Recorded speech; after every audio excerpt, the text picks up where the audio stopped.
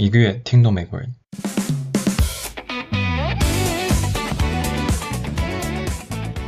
Hello, everyone, and welcome back to Everyday English Academy, where we make English simple and enjoyable.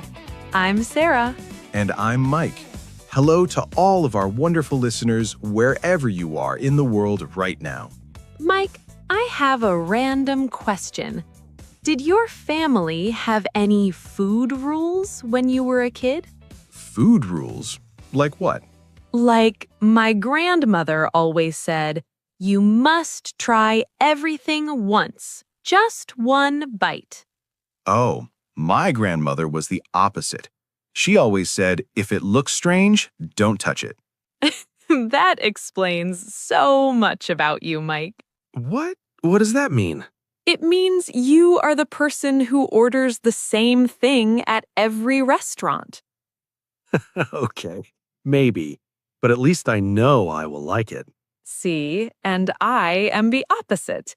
I always want to try the thing I have never eaten before. That is brave. Or dangerous. A little bit of both. But honestly, I think our families really shape how we feel about food. They really do. And actually, that is what we are talking about today. Yes, today we are talking about food culture in English. And this is going to be fun because everyone eats. Everyone has opinions about food, and everyone has food stories. So many stories. And later, Mike is going to tell us about the worst thing he ever tasted. You do not want to miss that. Oh no. Do I have to? You have to. But first, let's start with a big question. What is food culture exactly? Because it sounds like a big, fancy topic. It does sound fancy, but it is actually very simple. Food culture is everything around food, not just what you eat, but how you eat, when you eat, and who you eat with. Oh, I like that. So it is not just about the food on the plate. No, it is about habits, traditions, and even feelings. Like in some countries, lunch is the biggest meal of the day. A big, long lunch, maybe 1 or 2 hours. Yes, and in other countries, lunch is quick. Maybe a sandwich at your desk in 15 minutes. Exactly. And neither one is wrong. It's just different food culture. And what about how people eat? Because that is interesting too. Right. In some places, people eat with chopsticks. In other places, with a fork and knife. And in some countries, people eat with their hands. And all of those are completely normal. It just depends on where you grew up. Yes. And here's something I find funny. The time people eat dinner. Oh, this is a big difference. In some countries, people eat dinner at 6 p.m., very early. And in other countries, dinner is at 9 or even 10 p.m. If you tell someone in Spain that you eat dinner at 5:30, they will think you are eating a late lunch. That is so true. And if you tell someone in England that you eat dinner at 10 p.m., they will say, "Are you okay? That's bedtime." Exactly. So, listeners, what time do you usually eat dinner? Tell us in the comments. Yes, we're really curious. Is dinner early or late where you live? Okay, so food culture is not just about restaurants and recipes. It starts at home. Yes, and I think the food we grew up with is so important. It stays with us forever. It really does. Like, when I think about my childhood, I immediately think about my mom's soup. Every Sunday, she made this big pot of soup. The whole house smelled amazing. Oh, that sounds lovely. And that smell is what you remember, right? Yes, the smell, the feeling, the whole moment. Everyone sitting together, my dad cutting bread, my sister complaining that the soup was too hot. Classic. And I think everyone has a food like that. A food that takes you back to a specific time or feeling. Exactly. And this is where we learn a nice word, cravings. A craving is a strong feeling when you really want a specific food, like your body says, I need this right now. Yes, like I have a craving for chocolate, or I always get cravings for my mom's pasta when I'm tired. Cravings are interesting because they're not just about hunger. Sometimes you are not even hungry, you just want that specific thing. That is so true. My biggest craving is always cheese. I don't know why. My brain just says cheese at random moments during the day. Your brain has a cheese schedule? Apparently. But Mike, what about you? What food do you always want? My mom's soup, especially when it's cold outside. The craving hits me and I think nobody makes it like her. And you call her and ask for the recipe, right? I call her, but I never get it right. It never tastes the same.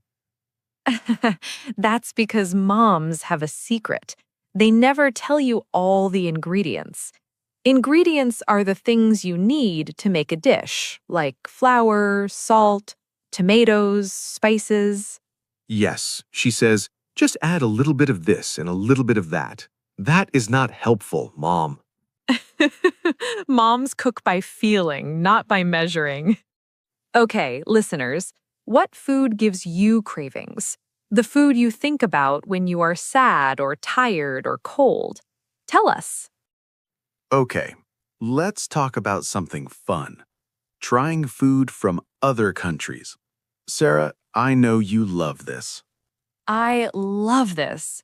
Trying new food is one of my favorite things in the world. I think I am a foodie. A foodie. That is someone who really loves food and enjoys trying different dishes, right? Yes, a foodie is always looking for something new to taste, always excited about food. Okay, I am not a foodie. I am more of a safe eater. A safe eater? That is another way of saying picky eater. No. A picky eater is someone who only likes a few things and says no to everything else. I am not that bad. You once told me you don't like mushrooms, olives, blue cheese, spicy food, or anything with a strange texture. Okay, maybe I am a little picky. A little? But that is okay. A lot of people are picky eaters. It is very common. True, and honestly, some foods are just difficult. Like, some food is a delicacy in one country, but very strange in another. Good word. A delicacy is a special food that people in a certain place think is really good. Very special, sometimes rare or expensive. Like snails in France. That is a delicacy there. People love them. But if you grew up somewhere else, you might think, you eat what? Exactly. And that's what makes food culture so interesting. What is normal for one person is completely surprising for another. Have you ever tried a delicacy from another country, Mike? Okay, this is the story you wanted me to tell. The worst food experience. Yes. Tell us. So, a friend gave me this small piece of dried fish, very strong smell. He said, "It's a delicacy, you'll love it." And? I put it in my mouth, and my face did something I cannot describe. My eyes closed, my nose wanted to leave my face. I think I stopped breathing for 10 seconds. 10 seconds? Was it that bad? It was an experience. I smiled and said, "Interesting," because I did not want to be rude. But inside, I was thinking, never again. Oh, no, Mike. You know, some foods take time. Maybe you need to try it 2 or 3 times before you like it. Maybe, but I think some foods I will never enjoy. And that is okay, right?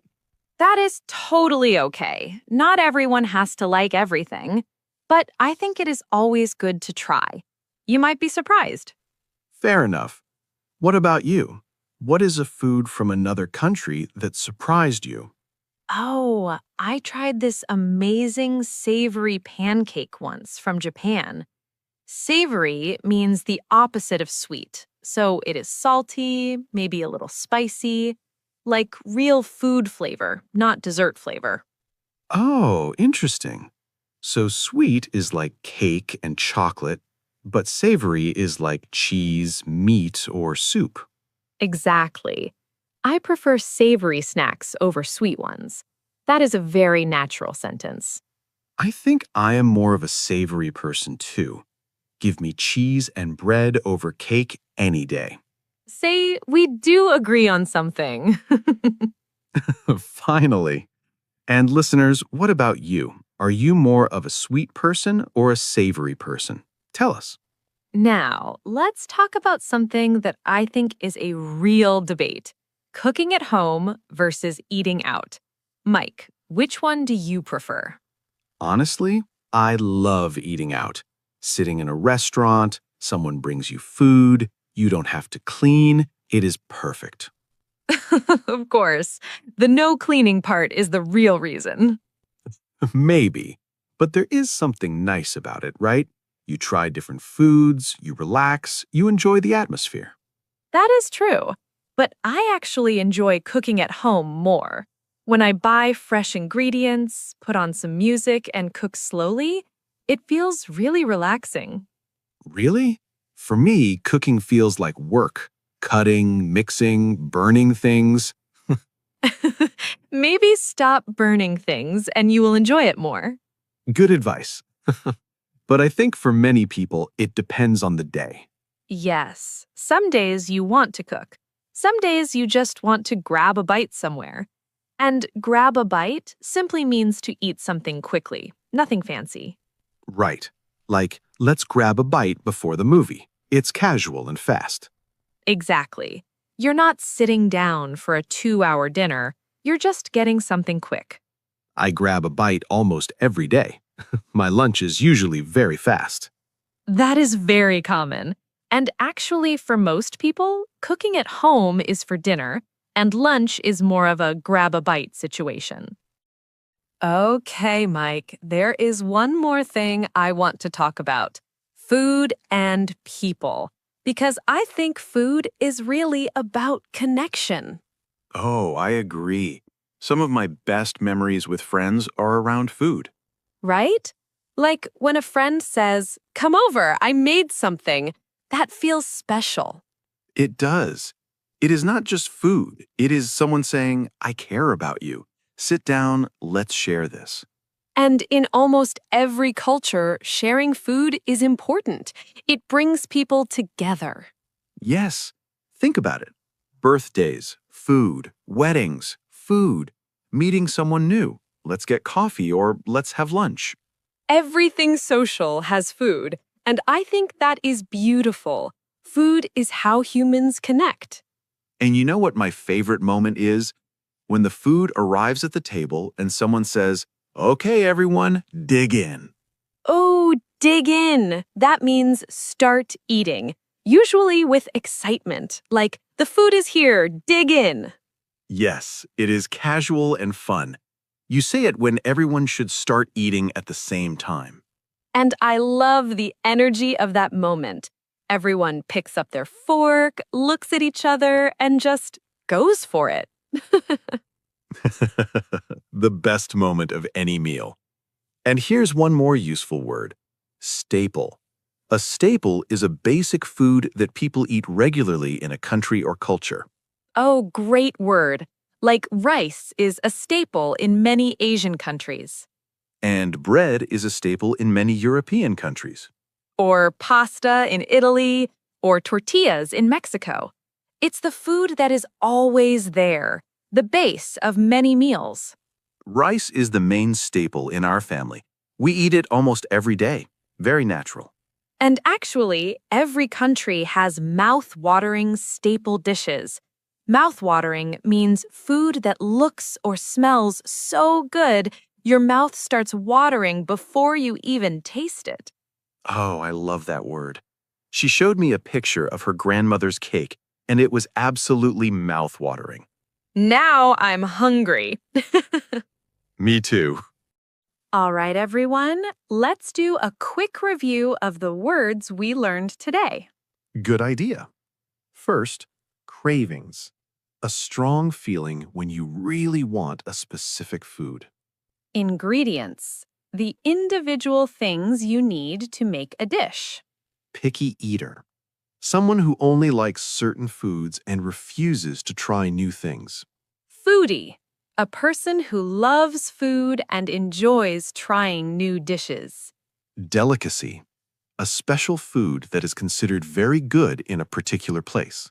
Savory, food that is salty or spicy, the opposite of sweet. Grab a bite. To quickly eat something small and casual. Dig in, to start eating with enthusiasm. Staple.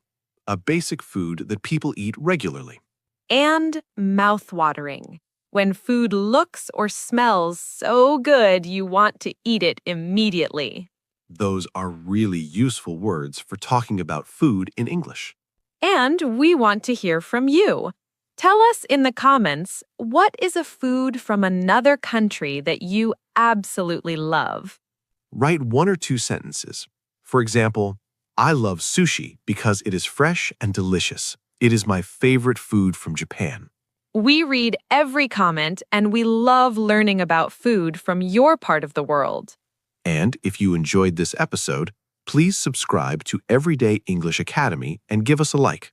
Share this with a friend who loves food, or a friend who is a picky eater and needs help.